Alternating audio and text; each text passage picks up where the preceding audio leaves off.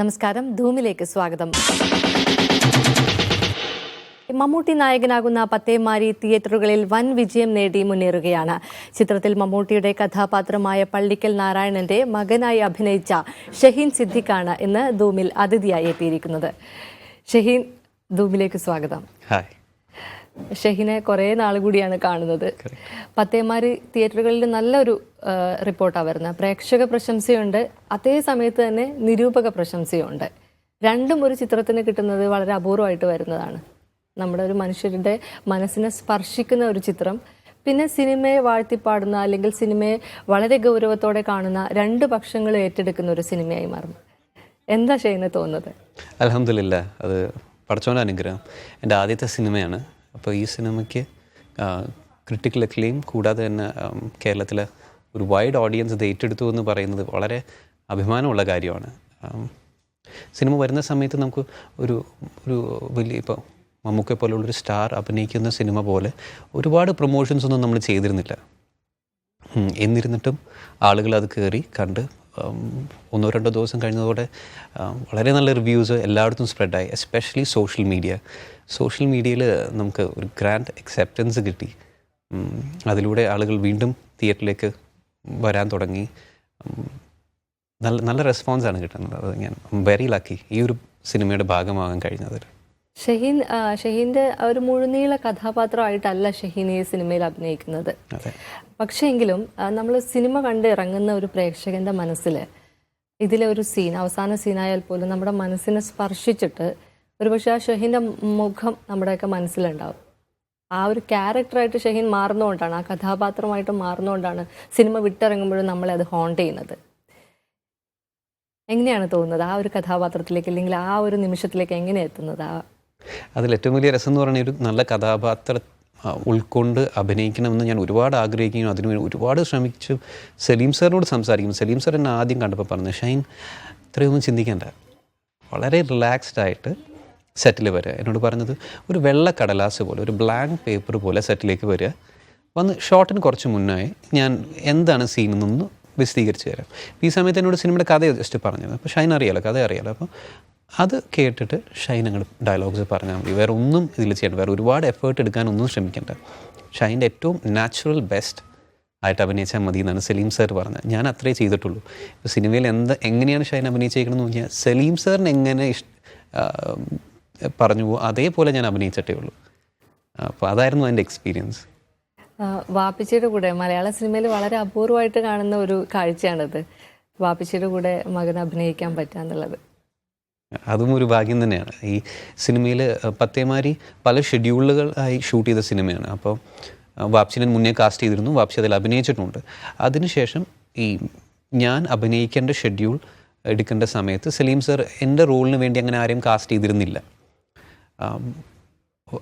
ആ സിനിമയിലേക്ക് തന്നെ വാപ്സി അഭിനയിച്ചുകൊണ്ടിരിക്കുന്ന സിനിമയിൽ തന്നെ സലീം സാർ എന്നെ കണ്ട് അതിൽ കാസ്റ്റ് ചെയ്തപ്പോൾ എനിക്കത് ഒരുപാട് സന്തോഷമായി. കൂടാതെ എനിക്ക് വാപ്സിയുടെ കോമ്പിനേഷൻ സീൻസ് ഇല്ല എങ്കിൽ പോലും വാപ്സിയുടെ ഷൂട്ടിംഗ് നടക്കുന്ന ഒരു ദിവസം ഞാൻ വാപ്സിയുടെ ഒപ്പം സെറ്റിൽ പോവുകയും എല്ലാവരെയും പരിചയപ്പെടുകയും അതിൽ മധു അമ്പാട് സാർ ഞാൻ ആദ്യമായിട്ടാണ് അവിടെ കണ്ടത്. മധു അമ്പാട് സാർ ക്യാമറ ക്രൂന് എല്ലാവരെയും പരിചയപ്പെട്ടു. എനിക്ക് ഒരുപാട് നാളായിട്ട് അറിയാവുന്ന, എനിക്ക് വളരെ ചെറുപ്പം മുതൽ അറിയാവുന്ന പട്ടണം റഷീദ് ഉണ്ടായിരുന്നു. റഷീദ്ക്കാണ് ആദ്യമായിട്ട് എന്നെ മേക്കപ്പ് ചെയ്തതും. അപ്പോൾ സെറ്റിൽ ഒരുപാട് പരിചയമുള്ള ആൾക്കാരുണ്ടായി. എൻ്റെ ഒപ്പം മാക് ലാബിൽ പഠിച്ച ഷെഫീഖ് എന്ന് പറഞ്ഞ എൻ്റെ ഒരു സുഹൃത്ത്, അദ്ദേഹം ഇതിലൊരു നല്ലൊരു വേഷവും ചെയ്യുന്നുണ്ട്. കൂടാതെ ഇതിൽ അസിസ്റ്റൻറ്റ് ഡയറക്ടറിൽ ഒരാളായിരുന്നു. അപ്പോൾ അങ്ങനെ നല്ല ക്രൂ ആയിരുന്നു. ക്രൂ വളരെ വെൽക്കമിങ് ആയിരുന്നു. എല്ലാവരും അന്ന് വാപ്സി എന്നെ എല്ലാവരെയും പരിചയപ്പെടുത്തി. അപ്പോൾ ഞാൻ ഷൂട്ടിന് വന്ന ദിവസം ഞാനൊരു പുതിയ ആളെ പോലെ അല്ല വന്നത്. എല്ലാവർക്കും എന്നെ അറിയാം, എനിക്കും എല്ലാവരെയും അറിയാമായിരുന്നു. ഷെയ്ൻ സിനിമയിലേക്ക് വരുമ്പോൾ വാപ്പിച്ചി നമുക്കറിയാം, മിമിക്രിയിൽ വളരെ വർഷങ്ങൾക്ക് മുമ്പ് മലയാളികൾ കണ്ട ഒരു ആളാണ്. പിന്നെ അതിന്ന് സ്വാഭാവികമായിട്ട് വളർന്ന് വാപ്പിച്ചി സ്വന്തമായിട്ടുള്ള ഒരു ഇടം നേടിയെടുത്തിട്ടുണ്ട് മലയാള സിനിമയിൽ. ഒരുപക്ഷെ ശ്രീ സിദ്ദിഖില്ലാത്ത മലയാള സിനിമകൾ അപൂർവമായിരുന്നു. നല്ല ക്വാളിറ്റിയുള്ള സിനിമകൾ അപൂർവമായിരുന്നു അങ്ങനെ അദ്ദേഹം അഭിനയിച്ച്. അദ്ദേഹം എന്തായിരുന്നു മകൻ എന്ന രീതിയിൽ പറഞ്ഞു തന്നത്? ഒരു സിനിമയിലേക്ക് പ്രവേശിക്കുമ്പോൾ തീർച്ചയായിട്ടും വർഷങ്ങളുടെ ഒരു പക്വതയുള്ള ഒരു ശ്രീ സിദ്ദിഖ് എന്തായാലും മകൻ ഒരു അഭിനയ രംഗത്തേക്ക് വരുമ്പോൾ എന്തെങ്കിലും ഒരു ഉപദേശമെങ്കിലും തന്നിരിക്കും. സ്വാഭാവികമായിട്ട് തന്നിരുന്നു. പ്രധാനമായിട്ട് തന്നെ എനിക്ക് ഏറ്റവും വലിയ ഉപദേശം എന്ന് പറഞ്ഞാൽ എല്ലാവരോടും നല്ല രീതിയിൽ ബിഹേവ് ചെയ്യുക, നല്ല സ്വഭാവം, അല്ലെങ്കിൽ അവൻ നന്നായി പെരുമാറുന്നു എന്ന് കേൾക്കാനാണ് എൻ്റെ പാപ്പച്ചിക്ക് ഇഷ്ടം എന്നെക്കുറിച്ച്. കൂടാതെ എന്നോട് പറഞ്ഞ അഭിനയിക്കുമ്പോൾ ഏറ്റവും ഒറിജിനലായിട്ട് അഭിനയിക്കുക. സിനിമയിൽ നമുക്ക് ഒരു ക്യാരക്ടറിനും അതേപോലെ തന്നെ ആക്ടറിനും ഒരുപാട് പ്ലസ് ആൻഡ് മൈനസ് ഉണ്ടാവും, ഒരുപാട് പോസിറ്റീവ് ആൻഡ് നെഗറ്റീവ്സ് ഉണ്ടാവും. അത് ഉൾക്കൊണ്ട് വേണം അഭിനയിക്കാൻ. നമ്മൾ പോസിറ്റീവ് മാത്രം കണ്ടാൽ മതി, നമ്മൾ നെഗറ്റീവ് ആരും കണ്ട് എന്നൊരു ചിന്താഗതി പാടില്ല. അത് നമുക്ക് ഒരുപാട് ഇൻസെക്യൂരിറ്റീസ് ഉണ്ടാക്കും. ഏറ്റവും ഒറിജിനലായി പ്രസൻറ്റ് ചെയ്യുക എന്നാണ് വാപ്സി പറഞ്ഞത്. അതേപോലെ വാപ്സിനോട് പറഞ്ഞത് ആദ്യം തന്നെ ഇങ്ങനെ വലിയ ക്യാരക്ടർ ആവാൻ വേണ്ടി കുറേ ഇതൊന്നും ചെയ്യണ്ട, ഒരുപാട് എഫേർട്ടൊന്നും എടുക്കണ്ട. ആളുകൾ, അതായത് മലയാളി ഓഡിയൻസ് ഷഹീൻ ആരാണെന്നുള്ളത് സിനിമയിൽ, തിയേറ്ററിൽ പല സിനിമകളിലൂടെ കണ്ട് അവർ ആദ്യം മനസ്സിലാക്കട്ടെ, എന്നിട്ട് അത്തരം ക്യാരക്ടേഴ്സ് വരുമ്പോൾ അതനുസരിച്ച് ചെയ്യാം എന്നാണ് വാപ്സി പറഞ്ഞ കുറച്ച് അഡ്വൈസസിൽ പ്രധാനപ്പെട്ടത്. മമ്മൂക്ക എന്താ പറയുക? മമ്മൂക്കയോട് സംസാരിച്ചായിരുന്നു ഈ സിനിമയിൽ അഭിനയിക്കുന്നു? ഞാൻ മമ്മൂക്കനെ വളരെ ചെറുപ്പത്തിലാണ് കാണുന്നത്. ഞാൻ വാത്സല്യത്തിൻ്റെ സെറ്റിൽ പോകുമ്പോഴാണ് ഞാൻ മൂത്താപ്പ എന്നാണ് അന്ന് മുതൽ വിളിക്കുന്നത്. വാപ്സിയും മമ്മൂക്കയും വളരെ അടുപ്പമാണ്. മമ്മൂക്ക എപ്പോഴും വാപ്സി പറയാറുണ്ട് ഫാമിലിയെക്കുറിച്ച് അറിയാൻ വളരെ താല്പര്യമുള്ള ആളാണ്, മക്കൾ എന്ത് ചെയ്യുന്നു തുടങ്ങി. അപ്പോൾ എൻ്റെ കാര്യങ്ങൾ എപ്പോഴും മമ്മൂക്ക അത് അറിയും, അപ്ഡേറ്റ് ചെയ്യുകയും ചെയ്യും. ഞാൻ പഠിക്കാൻ പോയപ്പോഴും എല്ലാം മമ്മൂക്ക അടുത്ത് പറഞ്ഞിട്ടാണ് പോയത്. ഈ സിനിമയിൽ എന്നെ കാസ്റ്റ് ചെയ്യുന്നതും മെഗാ മീഡിയ എന്ന് പറഞ്ഞ സ്റ്റുഡിയോയിൽ ഞാൻ ആക്ട് ലാബിൽ ഒരു എക്സസൈസിന് വേണ്ടി ഒരു ചെറിയൊരു ഡബിങ് എക്സസൈസിന് വേണ്ടി വന്ന് കഴിഞ്ഞപ്പോഴാണ് ജോർജ് ചേട്ടൻ എന്നെ വിളിച്ചിട്ട് പെട്ടെന്ന് മമ്മൂക്കനെ കാണിക്കാൻ. മമ്മൂക്ക അവിടെ ഉണ്ടായിരുന്നു, ഞാൻ അറിഞ്ഞില്ല. നീ എന്താണ് ഇവിടെ എന്ന് പറഞ്ഞ് സംസാരിച്ച് ഉടനെ സലീം അഹമ്മദ് മമ്മൂക്കനെ കാണാൻ വേണ്ടി വന്നിരുന്നു. മമ്മൂക്കയാണ് ആദ്യമായിട്ട് എന്നെ സലീം അഹമ്മദ് സാറിനെ ഇൻട്രൊഡ്യൂസ് ചെയ്യുന്നത്. ഇത് നടൻ സിദ്ദിഖിൻ്റെ മകനാണ്, അവന് സിനിമയിലൊക്കെ അഭിനയിക്കാൻ താല്പര്യമുണ്ട്, കൺസിഡർ ചെയ്യണം എന്ന് മമ്മൂക്ക പറയും. അങ്ങനെയാണ് സലീം സാർ എന്നെ ഈ പ്രോജക്റ്റിലേക്ക് കൺസിഡർ ചെയ്യുന്നത്. ഈ സിനിമയിൽ എനിക്ക് മമ്മൂക്കയായിട്ടും അങ്ങനെ കോമ്പറ്റീഷൻ സീൻസ് ഇല്ല. അപ്പോൾ ഈ സിനിമയെക്കുറിച്ചുള്ള ക്യാരക്ടറുമായിട്ടൊന്നും അധികം മമ്മൂക്കടുത്ത് അങ്ങനെ സംസാരിക്കാൻ സാധിച്ചിട്ടില്ല. പക്ഷെ വളരെ മുമ്പ് ഞാൻ മമ്മൂക്കനെ ഒരു സ്ഥലത്ത് കണ്ടപ്പോൾ എനിക്ക് മനസ്സിലൊരു വലിയ ആഗ്രഹമായിരുന്നു. മാസ്റ്റേഴ്സ്, ഞാൻ ബാച്ചിലേഴ്സ് മാത്രമേ ചെയ്തിട്ടുള്ളൂ, എനിക്ക് മാസ്റ്റേഴ്സ് ചെയ്യണം, അത് പുറത്തു പോയി ഈ സിനിമയെക്കുറിച്ച് ഒരു നല്ലൊരു കോഴ്സ് ചെയ്യണമെന്ന് എനിക്ക് ആഗ്രഹമുണ്ടായി. അഞ്ജലി മേനോൻ പഠിച്ച ലണ്ടൻ ഫിലിം സ്കൂളിൽ എവിടെയെങ്കിലും ചെയ്താൽ, പക്ഷെ അത് വളരെ എക്സ്പെൻസീവായ കോഴ്സാണ്. അപ്പോൾ ഞാനിങ്ങനെ ചോദിച്ചു, എൻ്റെ മൂത്താപ്പ ഇത്രയും പൈസ മുടക്കിയിട്ട് നമ്മളിനി അവിടെ പോയി പഠിച്ചു കഴിഞ്ഞാൽ ഞാൻ അവിടുത്തെ ഇൻഡസ്ട്രിയിലല്ല വർക്ക് ചെയ്യാൻ ആഗ്രഹിക്കുന്നു, സ്വാഭാവികമായിട്ട് തിരിച്ച് കേരളത്തിൽ വന്ന് ഇവിടുത്തെ മലയാള ഇൻഡസ്ട്രിയിൽ തന്നെ വർക്ക് ചെയ്യണമായിരുന്നു. അപ്പോൾ അതിൻ്റെ അത്യാവശ്യമുണ്ടോ എന്ന് ചോദിച്ചു. അത്യാവശ്യമൊന്നുമില്ല, പക്ഷെ അങ്ങനെ ചെയ്യുന്നതാണ് ഏറ്റവും നല്ലത്. ഇപ്പോൾ മലയാളം ഇൻഡസ്ട്രി വർക്ക് ചെയ്യുന്ന ഒരു പാറ്റേൺ ഉണ്ട്, അത് നല്ലതാണ്. പക്ഷെ നിനക്ക് പുറത്തുനിന്നൊരു നല്ല കാര്യം കൊണ്ടുവരാൻ കഴിഞ്ഞാൽ അത് ഇൻഡസ്ട്രി സഹായിക്കുമെങ്കിൽ അതൊരു വലിയ കാര്യമായിരിക്കും. അപ്പോൾ നമുക്ക് പുതിയ കാര്യങ്ങൾ അഡാപ്റ്റ് ചെയ്യാൻ, അക്സെപ്റ്റ് ചെയ്യാൻ ഒരുപാട് താല്പര്യം കാണിക്കുന്നത്, അത് പ്രൊമോട്ട് ചെയ്യാൻ ഒരുപാട് ആഗ്രഹമുള്ള ആളാണ്. ഷഹീൻ ഇപ്പോൾ ആക്ട് ലാബിനെ കുറിച്ച് പറഞ്ഞുകൊണ്ട് ചോദിക്കുകയാണ്, അങ്ങനെ അഭിനയത്തിൽ പരിശീലനം നേടിയിരുന്നു കൃത്യമായിട്ട്? ഞാൻ 2 സ്ഥലത്താണ് പഠിച്ചത്. തുടക്കം ഒരു 1 month കോഴ്സ് ഞാൻ ആക്ട് ലാബിൽ ചെയ്തു, സജീവ് സാറിൻ്റെ കീഴിൽ. അതിനുശേഷം അനുപം ഖേർ ആക്ട് പ്രിപ്പേഴ്സിലും ഞാൻ പോയിരുന്നു. എൻ്റെ സ്കൂളിൽ ഞാൻ പഠിച്ചിരുന്ന ചോയ്സ് സ്കൂളിൽ എൻ്റെ 1 വർഷം ജൂനിയർ ആയിരുന്നു ഫർഹാൻ അവിടെ പഠിച്ചിട്ടുണ്ടായിരുന്നു. അപ്പോൾ ഞാൻ ഫർഹാനോട് അഡ്വൈസ് ചോദിച്ചു എങ്ങനെയുണ്ട് അവിടെ. അപ്പോൾ നല്ലതാണ്. ഫാദിൻ്റെ ബ്രദർ ഫർഹാൻ ഫാസിൽ. അപ്പോൾ ഫർഹാൻ പറഞ്ഞു ധൈര്യമായിട്ട് പോയിക്കോളൂ, നല്ലതാണെന്ന്. അവിടെ ഞാനൊരു 3 month കോഴ്സും കൂടെയും ചെയ്തു. എങ്ങനെയായിരുന്നു Anupam Kher school of acting? അതെങ്ങനെയായിരുന്നു? അവിടുത്തെ ചിട്ടകളൊക്കെ നമ്മുടെ സാധാരണ നമുക്ക് എന്തെങ്കിലും പ്രത്യേകിച്ച് എന്തെങ്കിലും പഠിപ്പിച്ചു തരുന്നുണ്ടോ, അതോ സ്വാഭാവിക അഭിനയത്തിലേക്ക് നമ്മളെ പ്രിപ്പയർ ചെയ്യുകയാണോ? അവിടെ 6 ടീച്ചേഴ്സ് ഉണ്ടായി ഞങ്ങൾക്ക്. 6 ടീച്ചേഴ്സും 6 രീതികളിൽ ആക്ടിങ്ങിനെ എങ്ങനെ കാണുന്നു എന്ന ഒരു അപ്രോച്ചാണ് അവിടെ ഉള്ളത്. നമുക്ക് ഏതാണ് ഏറ്റവും കംഫർട്ടബിൾ ആ രീതിയിൽ നമുക്ക് തിരഞ്ഞെടുക്കാം. 6ഉം അതിൻ്റേതായ രീതിയിൽ ശരിയാണ്. നല്ല ക്ലാസ്സസ് ആയിരുന്നു. വളരെ എന്താ പറയുക, ഒരുപാട് നേരമുണ്ട്, രാവിലെ മുതൽ വൈകുന്നേരം വരെ വളരെ ഇൻറ്റൻസ് ആയ ക്ലാസ്. 3 മാസവും ശരിക്കും ഒരു സ്റ്റുഡൻറ്റ് പോയാൽ നല്ല ജോലിയുള്ള ഒരു ആക്ടിങ് കോഴ്സ് തന്നെയായിരുന്നത്. മിസ്റ്റർ അനുപം ഖേർ ഞാൻ കേട്ടത് അവിടെ ഉണ്ടെങ്കിൽ, അതായത് മുംബൈയിലുണ്ടെങ്കിൽ അദ്ദേഹം ഫ്രീ ആണെങ്കിൽ സ്വാഭാവികമായിട്ട് അദ്ദേഹം വന്ന് ഞങ്ങൾക്ക് ക്ലാസ് എടുക്കും എന്നാണ്. പക്ഷേ ഞങ്ങൾക്ക് 1 or 2 ക്ലാസ്സസ് കിട്ടിയുള്ളൂ. അദ്ദേഹം വേറെ ചില ഫിലിം ഷൂട്ടിങ്ങുമായി അബ്രോഡായിരുന്നു. വളരെ നല്ല കോഴ്സായിരുന്നു. അവിടെ നിന്നും എനിക്ക് ഒരുപാട് കാര്യങ്ങൾ പഠിക്കാൻ സാധിച്ചിട്ടുണ്ട്. ഇതിൽ പത്തേമാരിലേക്ക് വരികയാണെങ്കിൽ ഷഹീൻ ചെയ്ത ഒരു കഥാപാത്രം, അപ്പോൾ ഇത് പിതാവ് ഫോൺ വിളിക്കുമ്പോൾ പറയുന്നുണ്ട് ഞാൻ ഉറങ്ങിയെന്ന് പറഞ്ഞേക്കാൻ പറയുന്നത്. എനിക്കറിയാം യഥാർത്ഥ ജീവിതത്തിൽ ഷഹീൻ ഒരിക്കലും അങ്ങനെയല്ല. വാപ്പച്ചിയുടെ എല്ലാ കാര്യങ്ങളും പറയുന്ന ഒരു സുഹൃത്തായിട്ട് കാണുന്ന ആളാണ് ഷഹീൻ. എങ്ങനെ അങ്ങനെ ഒരു കഥാപാത്രമായിട്ട് മാറാൻ പറ്റി? അതായത് പിതാവ് വിളിക്കുമ്പോൾ ഞാൻ ഉറങ്ങിയെന്ന് പറയാൻ പറ്റുന്ന ഒരു മാനസികാവസ്ഥ ഉണ്ടാക്കിയെടുക്കണമല്ലോ, നമ്മളത് അഭിനയിച്ച് കാണിക്കണമല്ലോ.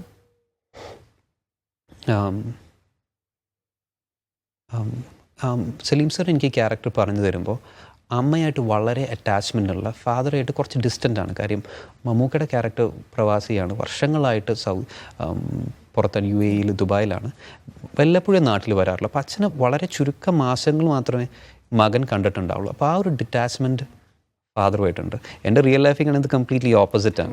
ഞാൻ ഫാദറായിട്ടാണ് ഏറ്റവും കൂടുതൽ അറ്റാച്ച്ഡ് ആയിട്ടുള്ള.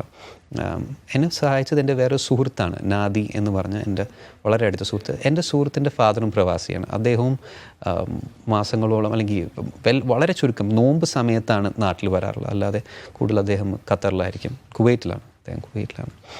അപ്പോൾ നാദി എനിക്ക് കുറച്ച് ടിപ്സുകൾ പറഞ്ഞു തന്നു. ആ ഒരു ലൈഫ് സ്റ്റൈൽ നമുക്ക് പറഞ്ഞു തന്നു, അതനുസരിച്ച് നമ്മൾ ചെയ്തു, അത്രയേ ഉള്ളൂ.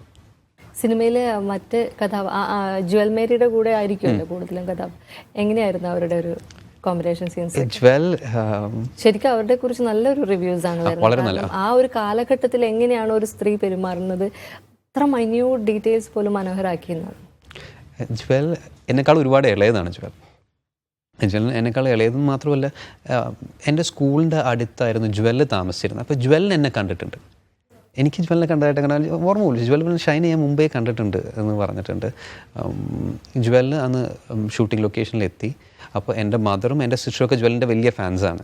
അവർ D4 ഡാൻസ് ഉള്ള പ്രോഗ്രാം കണ്ടിട്ട് ജ്വലിനോട് ഞാനത് പറഞ്ഞു. ആക്ടിങ്ങിൽ വന്ന് ജ്വലിനോട് ജസ്റ്റ് ഡയലോഗ് പറഞ്ഞു. ഞങ്ങളുടെ ഷോട്ട് തുടങ്ങിയപ്പോൾ ജ്വൽ ആക്യുറേറ്റ് ആയിട്ടാണ് ബിഹേവ് ചെയ്യുന്നതും ഡയലോഗ്സ് പറയും. ഞാൻ ചോദിച്ചു, ജ്വൽ ഇത് എങ്ങനെ ചെയ്യുന്നു, എത്രയും കറക്റ്റ്. അപ്പം ഷൈൻ ഇപ്പോൾ വന്നല്ലേ ഉള്ളൂ. ഞാൻ കുറച്ച് ദിവസമായിട്ട് ഈ പത്തേമാരുടെ സെറ്റിലുണ്ട്. മമ്മൂക്കയൊക്കെ ഒരുപാട് ഹെൽപ്പ് ചെയ്തു, ഞാൻ അങ്ങോട്ട് ഇമ്പ്രൂവ് ചെയ്തു. മമ്മൂക്ക ഒരുപാട് സഹായിച്ചു, സലീം സർ ഒരുപാട് ഹെൽപ്പ് ചെയ്തു. അപ്പോൾ ജ്വൽ വളരെ പെട്ടെന്ന് ആ ട്രാക്കിൽ വീണു. ഒരു അമേസിങ് ആക്ട്രസ് പെർഫോം ചെയ്യുന്നത് പോലെ തന്നെയാണ്. അത്രയും ഈസി ആയിട്ടാണ് ജ്വൽ ആ റോള് പെർഫോം ചെയ്തത്. എഫേർട്ട്ലെസ് ആയിട്ടാണ് ജ്വൽ പെർഫോം ചെയ്തത്. അത് കണ്ടപ്പോൾ എനിക്ക് ഒരുപാട് അത്ഭുതം തോന്നി, ഒരുപാട് സന്തോഷം തോന്നി. സാധാരണഗതിയിൽ മലയാള സിനിമയിൽ താരപുത്രന്മാർ വരുമ്പോൾ അല്ലെങ്കിൽ താരപുത്രിമാർ വരുമ്പോൾ വലിയൊരു അകമ്പടിയൊക്കെ ഉണ്ടാകും. വലിയൊരു സിനിമയിൽ വലിയൊരു വേഷത്തിൽ ലീഡ് റോളിലൊക്കെ ആയിരിക്കും ഉണ്ടാവുക. പക്ഷേ ഷൈൻ വലിയൊരു സിനിമയാണ്, പത്തേമാരി പോലുള്ള വലിയൊരു സിനിമയിൽ മമ്മൂട്ടി പോലുള്ള ഒരു മഹാനടൻ്റെ കൂടെയുള്ള ഒരു സിനിമയിൽ തന്നെയാണ് വരുന്നത്. ഇനി വരുന്ന പ്രോജക്റ്റുകൾ എങ്ങനെ തിരഞ്ഞെടുക്കാനായിരിക്കും? പത്തേമാരി തിരഞ്ഞെടുത്ത പോലെ തന്നെ നല്ല പ്രോജക്റ്റുകൾ തന്നെയാണ് നോക്കുക. അതിൽ നല്ല പ്രോജക്റ്റുകളോടൊപ്പം നമ്മളുടെ വേഷം ശ്രദ്ധിക്കപ്പെടുമോ എന്ന് മാത്രമേ നോക്കുകയുള്ളൂ. നമ്മൾ സ്ക്രീൻ ടൈമോ അതല്ല നമ്മളുടെ സിനിമയിൽ നമ്മൾ എത്രത്തോളം പ്രാധാന്യമുള്ളതാണ് എന്നല്ല. നമ്മൾ സിനിമ കണ്ടിറങ്ങുന്ന ഓഡിയൻസ് ഷാഹീൻ ഇന്ന റോളാണ് ചെയ്തതെന്ന് പറഞ്ഞാൽ അതെ എന്ന് പെട്ടെന്ന് കണക്ട് ചെയ്യാൻ പറ്റുന്ന ഒരു സിനിമ മാത്രമാണ് എൻ്റെ മനസ്സിലുള്ളത്. പറഞ്ഞ പോലെ അത്തരം കഥകളും സിനിമകളും എന്നെ തേടി വരണം.